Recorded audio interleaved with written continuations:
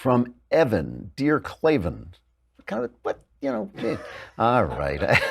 I recently found out that my mother cheated on my father. They've been divorced for a long time now, so this alone wouldn't be too much of a shock, except the affair took place just before my little brother was conceived, so there's a chance that the man who raised him is not his father. I don't know what to do with this information. I hate keeping this from my brother, but at the same time, I don't want to do anything to ruin the relationship he has with our dad. At the same time, I find myself losing a lot of respect for my mother, both for lying about the affair for 24 years and for making me keep this secret. Do I tell him and risk fracturing my family further, or do I continue the lie?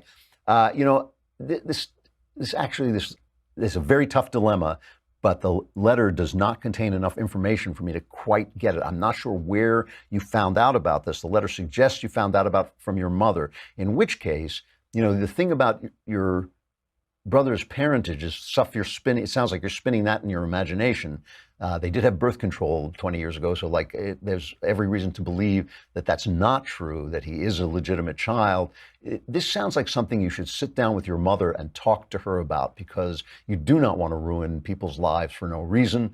The fact that your mother had an affair, if it did not affect your brother's parentage, is really nobody's business but hers at this point. You don't have to spread that information. It's not lying to people to keep a confidence. I mean, you have to sometimes keep confidences in life, even with people you love. But I think you should from what I can get from this letter, I think you should sit down and talk to her and find out the whole story, because the stuff about your brother's parentage is just, as far as I can tell, in your imagination.